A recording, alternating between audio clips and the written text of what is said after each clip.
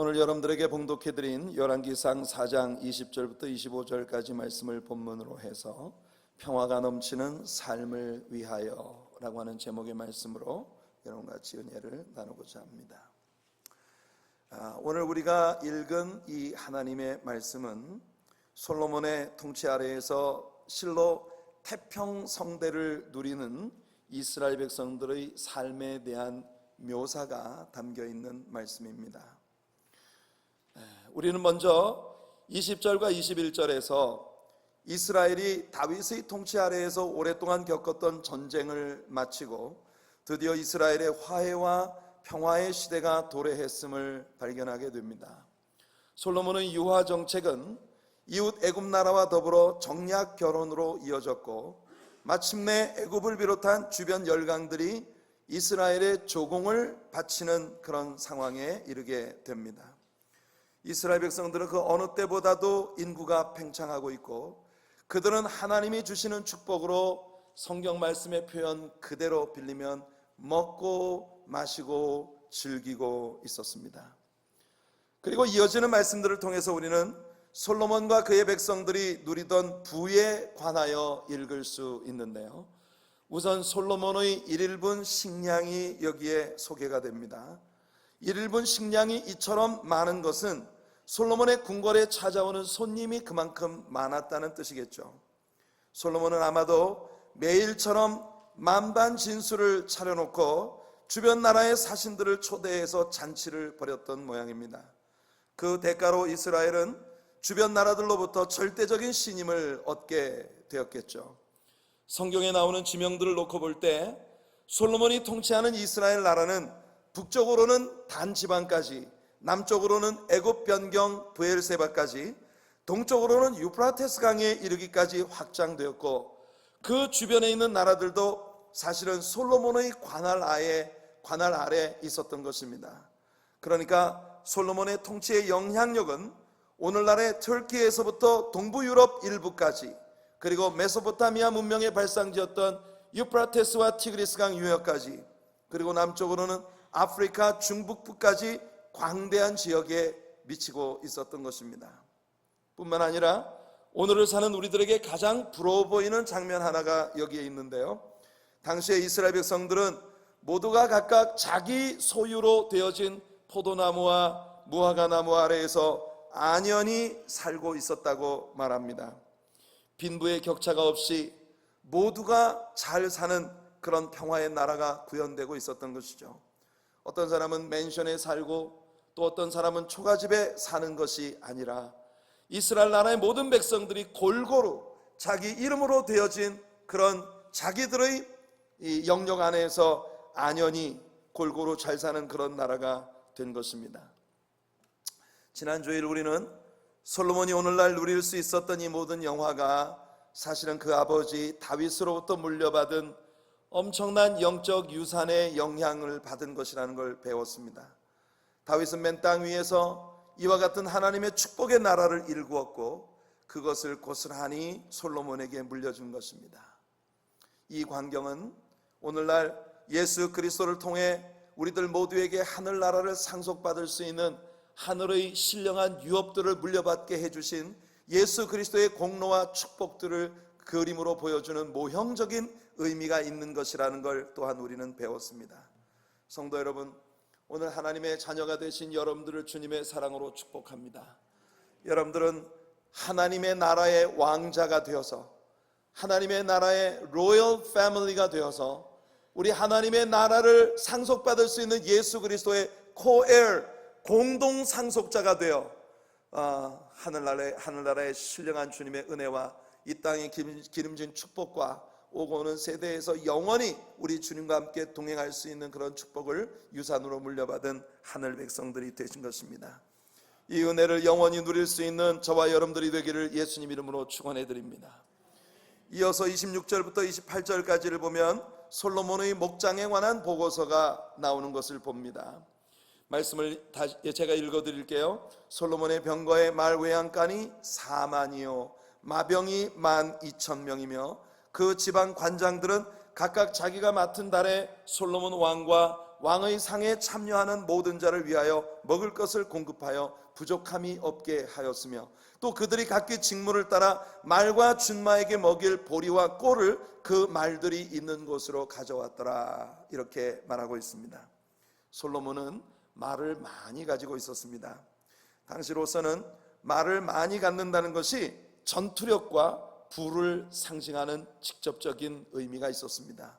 솔로몬은 말을 위한 마구간을 4만 개나 가지고 있을 정도였으니까 여러분, 솔로몬은 그야말로 이스라엘 전역에 그의 말들을 위한 마구간을 가지고 있었던 것이에요. 마구간이 4만 개나 되고 그 솔로몬의 말들을 보살피고 그 말들을 이제 사용하는 마병들의 숫자가 여기 1만 2천 명이 된다고 12,000명이 된다고 하니까 그야말로 솔로몬의 통치 시에 이스라엘은 삼천리반도 금수강산이 아니라 삼천리반도 마구간 강산이었습니다.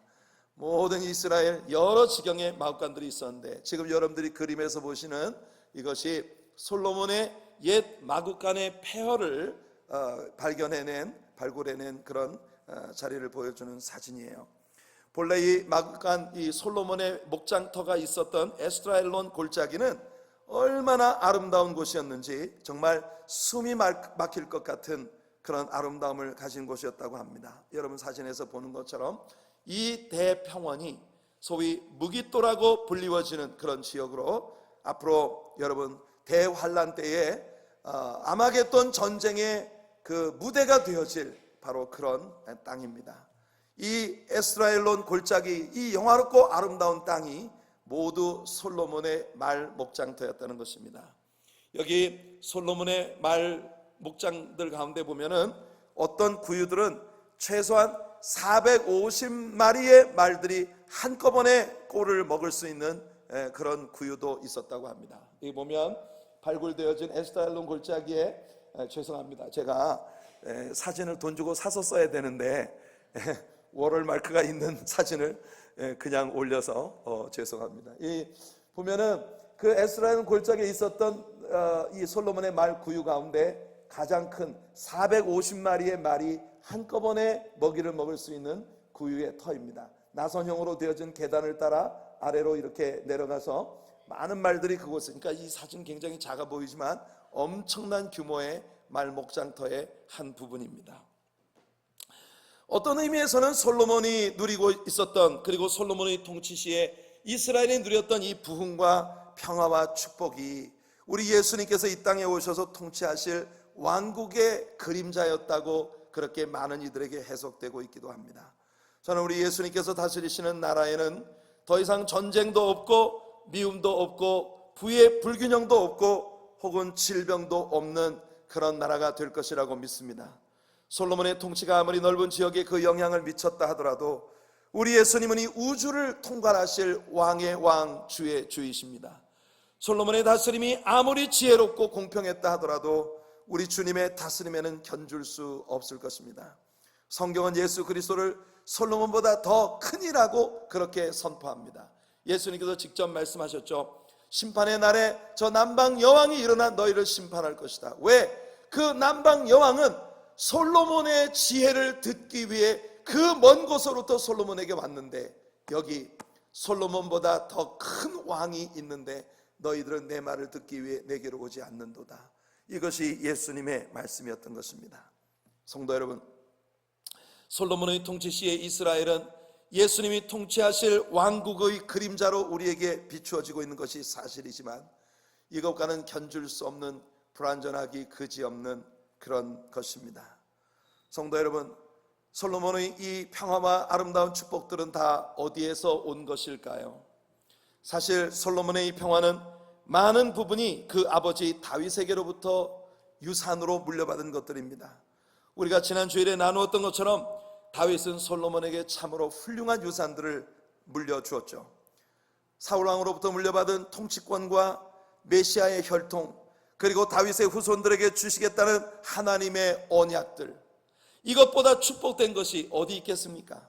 다윗은 맨 땅에서 그야말로 거름더미 위에서 피어난 장미꽃처럼 그렇게 이 베들레헴의 촌구석에서 가난한 농군의 아들로 이 땅에 태어났으나 우리 하나님께 축복받아 이스라엘의 왕이 되어 그 뒤에 오는 모든 후손들에게 그 아름다운 왕권을 물려주었고, 마침내 우리 하나님께로부터 그 후손 가운데 메시아 예수 그리스도가 오시게 될 것이라고 하는 것을 약속받은 언약의 머리에 있는 하나님의 사람이 되었던 것이에요. 사실 여러분, 솔로몬이 성전을 지을 수 있었던 것도 두로 왕이 다윗 왕에 대한 애정 때문에 그의 수건 사업이었던 성전 건축을 위하여 많은 건축 자재와 인력을 공급해 주었기 때문에 가능했던 것이었습니다. 여러분, 이 두로 사람들, 히람 왕의 수하에 있었던 두로 사람들은 역사 이래로 오늘날까지도 대리석을 캐내어서 가공하는 아주 탁월한 기술력을 가지고 있는 그런 나라였다고 합니다. 이런 두로 왕 히람이 솔로몬의 아버지 다윗과 가지고 있었던 그 애정 때문에 그 다윗의 수건 사업이었던 성전 건축을 위해 막대한 기술을 지원해 주었기 때문에 솔로몬의 성전은 가능했던 것이에요. 사실 다윗이 만들어 놓은 도면에 따라 다윗이 이미 다 준비해 놓은 그런 모든 재물들을 가지고 솔로몬은 아버지 대신 그 성전을 건축했을 뿐이죠. 물론 솔로몬의 평화로운 삶은, 솔로몬의 통치 아래서 이스라엘을 누렸던 축복은 다분히 그의 통치 초기에 보였던 그의 사랑과 하나님을 향한 열정에 대한 하나님의 축복이 아주 크게 역할을 미쳤다고 볼 수 있습니다. 우리가 잠시 3장으로 돌아가서 솔로몬의 통치 초기의 신앙생활에 대한 묘사를 살펴본다면 참 신앙인의 아름다운 모습을 하나님 앞에 나타내 보인 솔로몬의 매력들을 우리가 몇 가지 발견하게 됩니다. 열왕기상 3장 5절로부터 14절까지 말씀을 보시면요, 솔로몬이 하나님의 일천 번제를 드렸을 때에 하나님께서 꿈속에 솔로몬에게 나타나셔서 내가 너에게 무엇하여 주기를 원하느냐라고 물으십니다. 하나님의 방문을 받은 이 솔로몬이 하나님 앞에 이야기했었던 그의 말들, 그 말들 속에서 솔로몬은 참 매력 있는 신자의 모습을 보이고 있습니다. 무엇보다 솔로몬은 아주 깊은 겸손을 가지고 있는 사람이었습니다. 그는 하나님을 공경했고 자기 아버지 다윗에 대한 말할 수 없는 존경심을 가지고 있었어요. 그는 자신이 왕이 된 것은 오직 하나님의 축복과 자기 아버지 다윗이 하나님께 사랑을 받았던 탓이라고 그렇게 겸손하게 자신을 낮추어 이야기합니다. 뿐만 아니라 그는 자신이 어린아이처럼 앞뒤를 분간할 줄 모른다고 말했습니다. 그래서 하나님께로부터 지혜를 받아야만 그 지혜로 내가 하나님 백성들을 통치할 수 있겠다고 그렇게 고백했던 것입니다. 그의 기도 속에는 자신의 나라 백성들에게서 억울한 일로 고통당하는 자가 절대로 생기지 않아야 되겠다는 자기의 다스리는 백성들을 위한 강렬한 소망이 담겨 있었던 것입니다. 왕이 올바른 판단력을 가질 때 그 나라 백성들에게 억울한 일이 생기지 않고 모두가 함께 평화를 누릴 수 있는 나라가 될 수 있으므로 하나님께 지혜를 구하는 그런 왕이었습니다. 실제로 우리는 지난 수요일 저녁 성경 여행을 통하여 두 창녀들이 솔로몬 앞에 나와 한 아기를 놓고 서로 자기 아이라고 싸우는 광경을 목격했습니다. 이것은 아주 유명한 이야기여서 비단 교회를 다니는 사람이 아니라 하더라도 아마 누구나 한 번쯤은 들었을 그런 이야기죠. 솔로몬의 지혜 하면 바로 떠올리게 되는 것이 바로 이 두 창녀의 이야기인 것입니다. 여러분, 우리는 그 사건을 지난 수요일 저녁 공부하면서 단순히 이것이 솔로몬의 지혜에 관한 이야기뿐만 아니라 여러분, 창녀라고 하는 직업을 가진 이 여인들, 어느 시대나 그렇겠지만 유대인들에게서 특별히 사람 취급도 받을 수 없었던 그런 직업군에 속한 이 가련한 여인들이 자신들의 억울한 문제를 그들의 왕 앞에 직접 가지고 나와 시비를 가려달라고 소리를 높여 왕에게 이야기할 수 있는 그런 문화와 환경이, 배경이 이루어지고 있다는데 우리는 주목할 필요가 있다는 것입니다. 솔로몬의 통치의 아름다운 점이 여기 있었던 것이죠.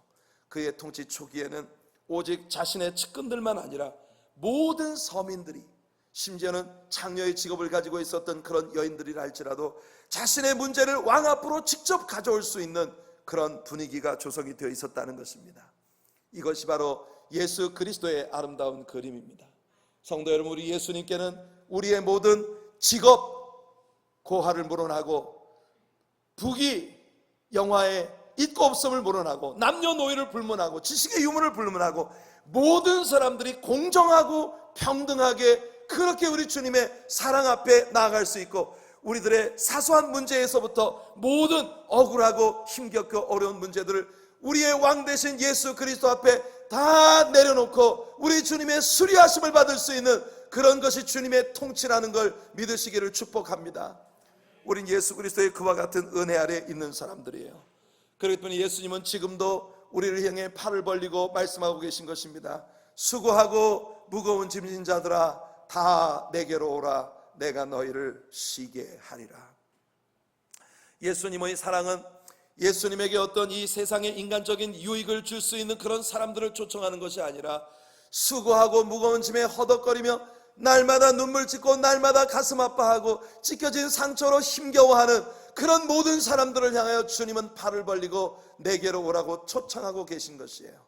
오늘도 유효한 예수 그리스도의 초청에 아멘으로 화답하며 주님의 임재 가운데 예배하러 오신 여러분 정말 잘하셨습니다. 여러분들은 하나님의 축복받은 사람들입니다. 오늘 여러분들이 가지고 온 모든 무거운 짐들을 주께서 벗겨주시고 흐르는 눈물을 닦아주시며 힘없이 늘어진 어깨를 붙잡아 일으켜주시고 여러분들로 하여금 힘찬 발걸음을 내딛게 하실 승리의 주, 영광의 주, 우리의 삶 속에 직접 개입하셔서 구체적으로 우리의 문제를 들어주시고 응답하시는 그 사랑의 주님이 바로 여러분들의 주님이신 것입니다. 할렐루야! 그 주님의 은총 안에서 오늘 아침 우리가 노래한 것처럼 평화로다 하늘 위에서 내려오네.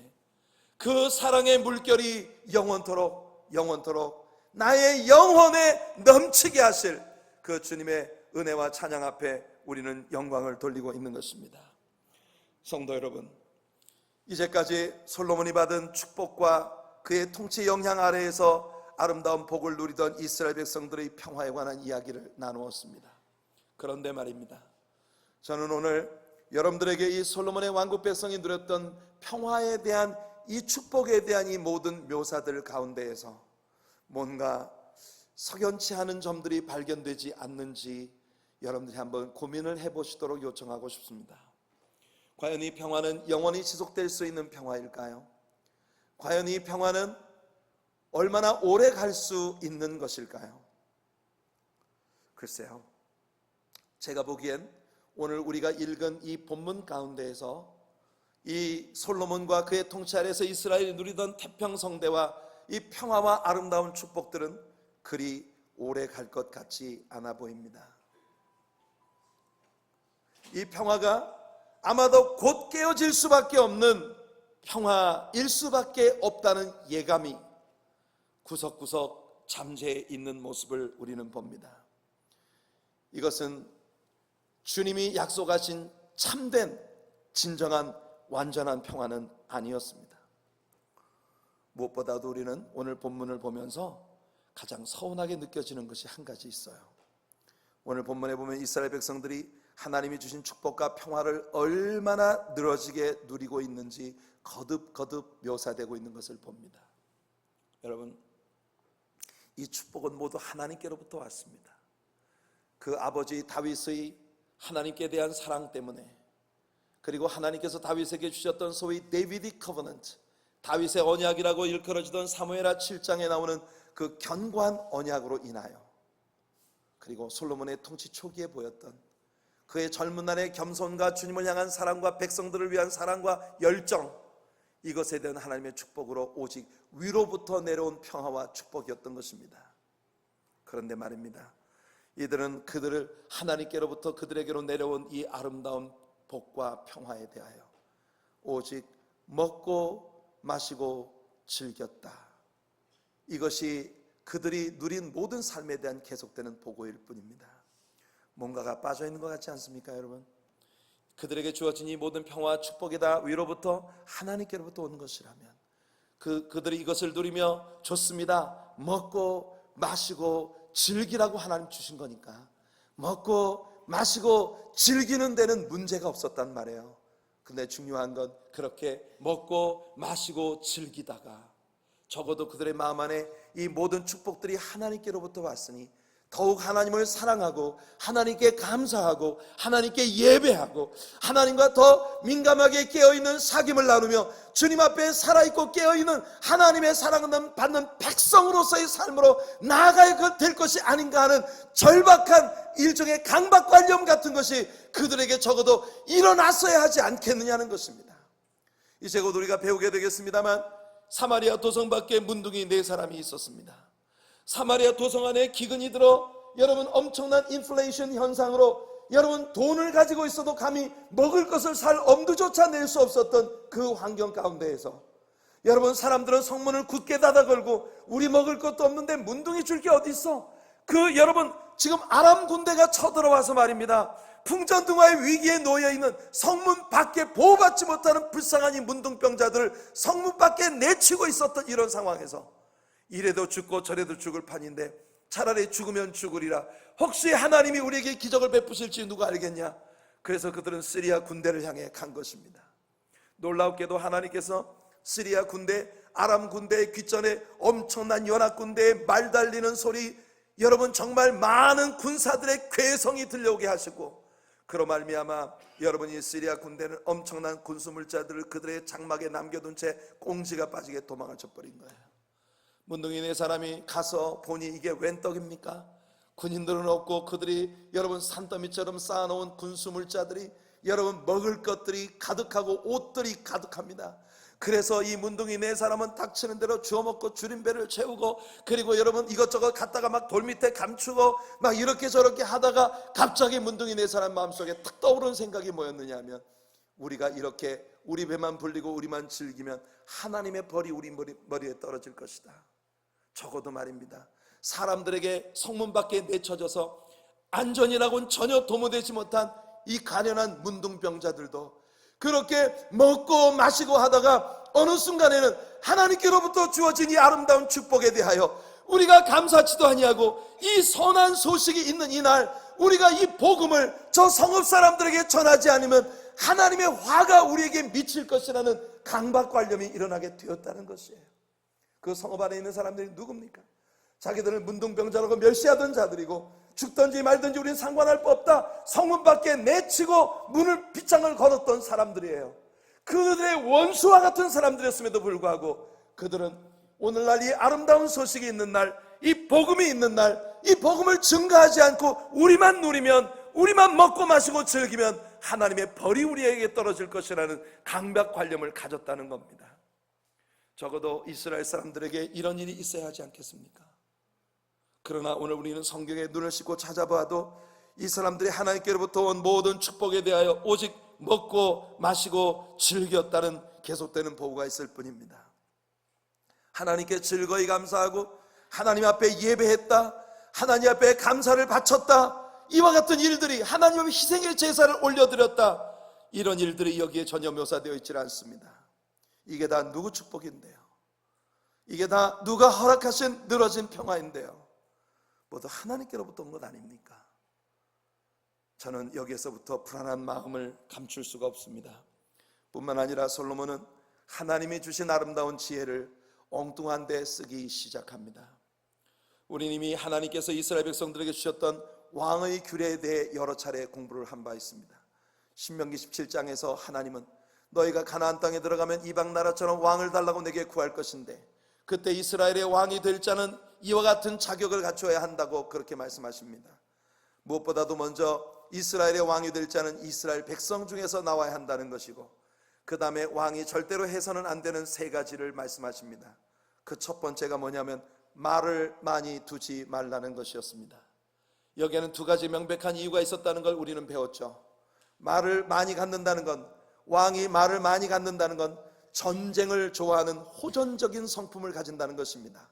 왜냐하면 말은 전쟁에 쓰는 동물이기 때문에. 그래서 왕이 호전적이면 많은 백성들을 전쟁으로 괴롭히기 때문에 하나님께서는 왕이 될 자는 말을 많이 갖지 말라고 하셨고, 무엇보다 중요한 건 그 고대 사회에서 이 세상에서 최고의 말의 종자를 가진 나라가 애굽이었다는 것입니다. 이 말을 개량하고 발전시키는, 종자를 개량하고 발전시키는 탁월한 기술을 애굽 사람들이 가지고 있었기 때문에 진짜 좋은 종말을 얻으려고 하면 사람들이 애굽 땅으로 내려가야 된다는 것이죠. 하나님께서는 애굽을 세상의 상징이라고 하는 것을 우리들에게 가르쳐 주셨습니다. 그래서 여러분, 이스라엘이 애굽에서 나오고 난 다음 이스라엘 백성들에게 다시는 애굽을 뒤돌아보지 말라고 하신 것이에요. 성도 여러분, 예수 그리스도의 피로 구속함을 받고 하나님의 자녀가 되어 여러분들이 과거에 속해 있었던 세상과 죄악에서부터 나왔습니다. 다시는 세상을 돌아보지 않는 여러분들이 되시기를 바랍니다. 세상이 아무리 여러분들에게 좋은 것을 제공할 수 있는 매력을 가지고 있다 하더라도 여러분들 다시는 세상으로 돌아가지 않는 여러분들 되시기를 축복합니다. 그래서 하나님은 이스라엘 백성들 가운데 다시는 애굽으로 가서는 안 된다고 했는데, 그때 당시에 애굽의 종말을 얻기 위하여 이 솔로몬이 여러분 이 애굽 사람들과 화친을 해야만 했었고, 그 결과 솔로몬은 여러분 벌써 애굽의 왕가와 정략적 결혼 관계를 맺었다고 하는 것을 우리는 성경에서 본 것입니다. 사랑하는 성도 여러분, 물론 우리가 세상을 떠나서는 살 수 없습니다. 세상을 떠나서 어떻게 세상의 빛이 될 수 있겠습니까? 그러나 세상과 동화되는 것은 하나님이 원치 않으시는 일입니다. 여러분이 술을 좋아하는 친구의 벗이 되기 위하여, 술을 좋아하는 친구를 구원하기 위하여 나는 내 친구와 술도 종종 마신다 라고 이야기하는 것이 하나님 앞에서 좋은 익스큐즈가 될 수 없을 것입니다. 여러분들이 세상 죄악 가운데 빠져있는 친구를 구원하기 위하여 나이트클럽에도 함께 가고, 여러분들 사업상, 관계상, 형편상, 사정상 여러분들이 술자리에도 함께 가고 파티에도 함께 가고 이렇게 저렇게 하면서 여러분들이 세상 사람들과 동일한 방식으로 이 세상에 동화되어지는 것은 절대로 하나님이 기뻐하시는 일이 아닙니다. 우리 교회는 예수님을 세상에 보여주는 교회가 되기를 바라며 영성이 최고의 가치를 갖는 교회가 되기를 소원합니다. 우리 교회 안에서 돈 많은 사람이 최고의 가치를 갖는 것이 아니라, 세상 권세 많은 것이 최고의 가치가 아니라, 세상 영화를 많이 가진 것이 최고의 가치가 아니라, 하나님과의 깊은 교제 가운데 성령이 가득한 영성이 최고의 가치로 인정받는 그런 교회가 되어지기를 소원합니다. 그러니 여러분, 솔로몬은 지금 그와 같은 형식을 취하고 있는 겁니다. 하나님은 이스라엘의 왕이 될 자는 절대 왕비를 많이 두어서는 안 된다고 말씀하십니다. 왜냐하면 이방 나라로부터 정략적인 결혼으로 들어온 이방 왕비들이 가지고 들어오는 우상 숭배에 모든 이스라엘 백성들이 연루될 것을 아시기 때문에. 그러나 여러분, 우리가 이제 배우게 되겠습니다만 솔로몬은요, 본부인이 700명, 첩이 300명입니다. 여기서 본부인과 첩 사이의 경계는 뭔지 모르겠어요. 아무튼 본부인이 700명, 칸큐바인스, 이 첩들이 300명이에요.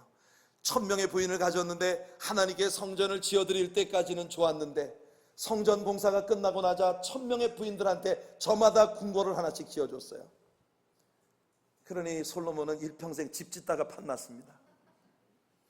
여러분, 하나님께서 주신 그 슬기와 아름다운 지혜를 엉뚱한 데 쓰고 있는 솔로몬의 모습을 우리는 보고 있는 것입니다. 뿐만 아니라 그렇게 1000명이나 되는 아내들을 건사하자니 얼마나 개인적인 부가 필요했겠습니까? 하나님께서 이스라엘의 왕이 될 자는 절대로 개인적으로 부를 축적해서는 안 된다고 말씀하셨으나, 솔로몬은 백성들의 성전을 짓고 난 후에도 백성들의 세금을 무겁게 해서 백성들의 허리를 휘청거리게 했습니다. 여러분, 솔로몬의 삶의 평화가 찾아온 것은 사실입니다. 이스라엘 백성들에게 평화가 왔었던 것은 사실입니다. 그러나 이 평화는 그리 오래가지 못했습니다. 솔로몬이 죽자 태평성대를 이루던 이스라엘 나라는 둘로 갈라집니다. 형제끼리 칼부림을 시작합니다. 그들은 가난하고 힘들었던 때에 다윗을 중심으로 하나가 되었던 아름다운 나라였습니다. 그렇지 않고는 주변 열강들의 틈바구니에서 살아남을 수 없었던 것이에요. 그들이 서로 다투기 시작하자 그들의 힘은 급격히 약화되기 시작했고, 머지않아 북쪽 이스라엘은 아수르의 포로로 잡혀가고 맙니다. 전쟁에 지는 것이 아니라, 전쟁에 지는 정도로 끝나는 것이 아니라 적국의 포로로 다 끌려가고, 이방 나라 사람들을 이 사마리아 경내에 이 강제 이주를 시켜서 북쪽 이스라엘은 이스라엘과 이방 나라가 완전히 뒤섞여버린 영육 간의 혼합된 족속으로 전락해버리고 마는 것입니다. 그로부터 150년여 후 남쪽 유다 역시 바벨론의 느부갓네살 왕에 의하여 완전히 초토화되어지고, 성전은 무너지고 백성들은 모조리 끌려가서 70년 동안 바벨론 유수를 겪게 되는 것이에요. 우리는 다음 주간 솔로몬이 성전을 건축하는 장면을 보게 될 것입니다. 솔로몬은 최대한 크고 호화롭게 성전을 건축했습니다. 그 성전의 기초가 되었던 돌들 가운데는 돌 하나가 수백 톤씩 나가는 어마어마한 규모의 돌들이 있었다는 거예요. 그런데 성전만 이렇게 의리의리하게 지어놓으면 뭐합니까? 성전만 잘 지어놓으면 하나님이 자동으로 그 안에 거하시나요? 이 성전을 막상 지어놓은 솔로몬은 성전이 지어진 이후 점점 하나님께로부터 멀어져 가고 있는 그런 모습을 보입니다. 하나님은 점점 슬퍼하기 시작하셨어요. 솔로몬이 성전을 지어놓고 하나님께 드렸던 기도가 역대하 6장에 보면 나옵니다. 그리고 그 기도에서 토시 하나 빼놓지 않고 완전히 대칭이 되어지는 하나님의 응답이 7장에 나옵니다. 이 응답의 장면, 하늘에서 불이 내리고 번제물을 살라버리는 하나님이 기뻐하셨고 하나님이 이 기도에 응답하신다고 하는 확실한 시카이나 글로리, 하나님의 임재의 비지블 글로리의 아름다운 광경이 펼쳐진 가운데 하나님은 솔로몬에게 말씀하셨습니다. 그 응답 가운데 역대하 7장 11절로 18절까지 말씀을 제가 읽어드리죠. 솔로몬이 여호와의 전과 왕궁 건축을 마치고 솔로몬의 심중에 여호와의 전과 자기의 궁궐에 그가 이루고자 한 것을 다 형통하게 이루니라. 밤에 여호와께서 솔로몬에게 나타나사 그에게 이르시되 내가 이미 내 기도를 듣고 이곳을 택하여 내게 제사하는 성전을 삼았으니, 잘 들으세요, 혹 내가 하늘을 닫고 비를 내리지 아니하거나, 혹 메뚜기들에게 토산을 먹게 하거나, 혹 전염병이 내 백성 가운데 유행하게 할 때에 내 이름으로 일컫는 내 백성이 그들의 악한 길에서 떠나 스스로 낮추고 기도하여 내 얼굴을 찾으면 내가 하늘에서 듣고 그들의 죄를 사하고 그들의 땅을 고칠지라. 이제 이곳에서 하는 기도에 내가 눈을 들고 귀를 기울이리니 이는 내가 이미 이 성전을 택하고 거룩하게 하여 내 이름을 여기에 영원히 있게 하였습니다. 내 눈과 내 마음이 항상 여기에 있으리라. 내가 만일 내 앞에서 행하기를 내 아버지 다윗이 행한 것과 같이 하여 내가 내게 명령한 모든 것을 행하여 내 율례와 법규를 지키면 내가 내 나라 왕위를 견고하게 하되 내가 내 아버지 다윗과 언약하기를 이스라엘을 다스릴 자가 내게서 끊어지지 아니하리라 한 대로 하리라. 성도 여러분, 사실 얼마나 축복된 약속의 말씀입니까? 그러나 이 하나님의 말씀 속에는요, 우리가 반드시 놓치지 말아야 할 몇 가지 주목할 일들이 있습니다. 그것은 뭔가 하니 하나님은 이미 이스라엘 백성들에게 어떤 일이 일어나게 될지를 미리 말씀하시고 계신 것이에요. 앞으로 이스라엘에는 하늘이 닫히고 비가 내리지 아니하며 가뭄과 기근이 임하는 날이 올 것이라는 걸 하나님은 지금 말씀하시고 계신 것입니다. 곤충들로 인한 재앙이 일어나게 될 것을 하나님 말씀하십니다. 요엘 선지자가 수로했던 것처럼 메뚜기와 늑과 황충과 팥종이가 번갈아가며 오며 이스라엘을 초토화시키는 그와 같은 날들이 반드시 다가오게 될 것이라는 걸 하나님은 말씀하신 것이에요. 온역과 전염병이 유행할 날이 올 것이라는 겁니다. 이 창고라는 전염병으로 온 이스라엘 백성들이 참담한 어려움 가운데 빠지게 되는 날이 올 것을 주님은 말씀하시고 계신 것입니다. 성도 여러분, 온 이스라엘 백성들이 하나님을 떠나 그의 낯을 저버리고 악한 길로 치우치게 되는 날이 올 것을 하나님은 말씀하신 것입니다. 그러나 말입니다, 우리 하나님은 신실하신 분입니다.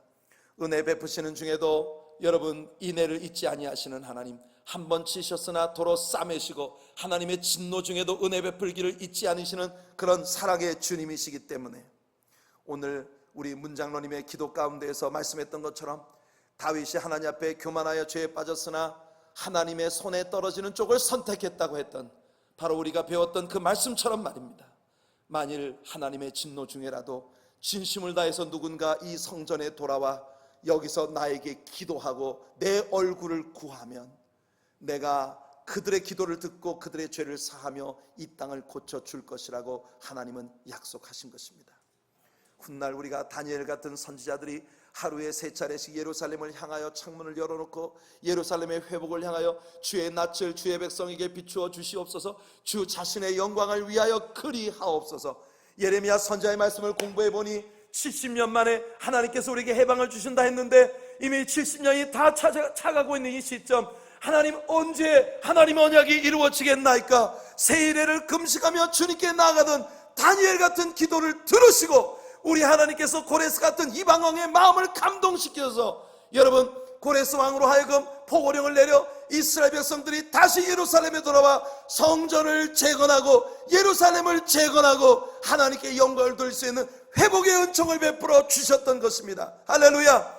에스겔을 통해 선포하신 것처럼 황폐하고 황무한 땅에 성벽이 건축되고 백성이 거접되지 못하던 땅에 백성들이 거접되어지며 하나님께서 성령을 그들의 마음에 부어주셔서 굳은 마음을 제하시고 부드러운 마음을 줄 것이며 하나님의 율례를 행하는 하나님의 백성들이 되게 하실 것이고 황폐하고 황무하던 땅이 에덴 동산같이 될 것이라고 하시는 주님의 약속을 하나님은 이루어 주신 것입니다. 할렐루야. 할렐루야. 사랑하는 성도 여러분, 하나님을 가까이 하십시오. 그리하면 하나님도 여러분을 가까이 하실 것입니다. 마귀를 대적하십시오. 그리하면 여러분을 떠날 것입니다. 야고보 4장 7절과 8절이 선포하고 있는 것처럼 만일 여러분들이 세상과 짝하면 하나님과 원수가 되는 것입니다. 세상을 멀리하고 하나님의 벗이 되시기를 소원합니다. 이것이 진정한 평화의 비결입니다. 영원히 지속될, 잠시 있다 사라져버릴 것이 아닌 영원히 지속될 하늘나라의 진정한 평화와 진정한 축복과 은혜는 바로 여기에 있는 것입니다. 돈이 여러분에게 진정한 평화를 줄 것이라고 믿으시나요? 여러분이 쌓기 위해 그렇게 애를 쓰는 명예, 지식 혹은 삶의 쾌락, 여러분들이 이 땅에서 거머쥐고자 하는 권력, 부, 이런 것이 여러분들에게 진정한 평화와 하나님의 은총을 가져올 수 있다고 믿으십니까? 솔로몬보다 더 큰 부를 가질 수 있는 사람이 세상에 있을까요? 솔로몬보다 더 영화로울 수 있는 사람이 세상에 있을까요? 그러나 솔로몬의 부와 영화가 무엇을 남겼습니까? 왕국의 분열과 노예 생활의 슬픔뿐이었습니다. 하나님의 말씀대로 이스라엘 백성들은 포로로 잡혀간 후에야 예루살렘을 그리워하며 울며 기도하기 시작한 것입니다. 세상이 여러분들에게 약속하는 것은 모두 거짓된 것들입니다. 이 세상의 모든 자랑거리가 여러분 곁을 떠났다 하더라도 여러분들 아직 끝나지 않았습니다. 만일 여러분들이 역대하 7장 14절에서 하나님이 선포하셨던 것처럼 만일 내 이름으로 일컫는 내 백성이 그 악한 길에서 떠나 스스로 겸비하여 자기를 낮추고 내게 기도하고 그들의 죄를 뉘우치면 나는 하늘에서 듣고 그들의 죄를 사하며 그들의 땅을 고쳐줄 것이다. 선포하신 우리 하나님의 약속은 지금도 살아 있습니다. 하나님과 적대적이 되지 않으시기를 축복합니다. 벽공을 나는 새가 왜 나는 하늘만 날아야 해? 저 물고기처럼 물속에 헤엄치면 안 되겠어? 그래서 푸르는 하늘을 떠나 물속으로 들어가는 것까지는 자기 자유입니다. 그러나 여러분, 물속에 한번 푹 들어가고 난 다음엔 그가 진정으로 누릴 수 있는 하나님께서 세계만 주신 고유의 특권과 축복, 푸른 창공을 마음껏 날 수 있는 자유는 잃어버리게 되는 것이에요. 그는 물고기가 아니기 때문입니다. 발가락 사이에 물갈퀴도 없기 때문에. 그래서 이 새는 물속으로 점프하는 것까지는 자기의 자유였으나 그 순간부터 하나님이 주신 진정한 자유를 잃어버리고 물속에 가라앉을 수밖에 없는 것이죠. 사람들의 삶이란 그런 것입니다. 그래서 이사야 57장 21절에 내 하나님의 말씀에 악인에게는 평강이 없다 말씀합니다. 악이 뭔가요? 하나님을 떠나면 그것이 바로 악입니다. 사람들은 저마다의 삶의 원칙들이 있고 솔로몬 역시도 자기의 원칙을 따라 살았을 것입니다. 그러나 여러분, 우리가 가지고 있는 원칙은 하나님이 가지고 계신 원칙에 미치지 못합니다. 존 뉴턴이 만유인력의 법칙을 발견했습니다. 모든 질량을 가진 물건은 다 인력의 지배를 받게 된다는 것이죠. 그래서 사과 나무의 사과는 반드시 땅을 향해 떨어지게 된다는 것입니다. 그러나 여러분, 우리가 비행기를 타게 되면 그 비행기는 만유 인력의 법칙보다 더 우세한 새 법의 지배를 받게 됩니다. 에어로다이나믹이라고 하는 새로운 법칙의 지배를 받으면서 이 엄청난 무게를 잡아당기는 인력을 뿌리치고 하늘 높이 비상하는 것이에요. 성도 여러분, 이것이 오늘 우리가 함께 찬양한 것처럼 독수리 날개쳐 올라감 같이 우리 하나님을 향해 피곤하지도 곤비하지도 아니하고 넘어지지도 자빠지지도 아니하고 우리 하나님을 향해 날아오를 수 있는 승리의 비결인 것입니다. 왜 울고 계시나요? 왜 조급하십니까? 왜 슬퍼하십니까? 왜 답답해 하십니까? 진정한 평화를 원하시나요? 혹시 세상과 마귀가 주는 거짓 평화에 속고 계신 것은 아닌가요? 예수 그리스도께로 나아가십시오. 부활하신 주님이 제자들을 찾아오셨을 때 예수님 그들에게 선포하셨습니다. 나의 평화를 너희에게 주노라. 이것은 세상이 주는 것과 같이 아니하니라. 세상이 줄 수도 없고 세상이 빼앗아갈 수도 없는 그런 평화. My peace I give unto thee, that the world cannot understand, that the world cannot give. 우리 주님은 우리들에게 세상이 빼앗아갈 수도 없고 줄 수도 없는, 세상이 이해조차 할 수 없는 진정한 평화와 축복을 우리들에게 주시마 약속하셨습니다. 성도 여러분, 하나님을 가까이 합시다. 우리 더 예배를 사랑하고 더 이 성전에 모여서 하나님의 눈과 하나님의 마음이 우리 하나님의 사랑교회 안에 있음을 믿으시길 바랍니다. 우리 주님을 가까이 하여 하나님께서 주시는 영육간의 아름다운 축복들을 누릴 수 있는 하나님의 백성들이 되시기를 예수님의 이름으로 축원해 드립니다.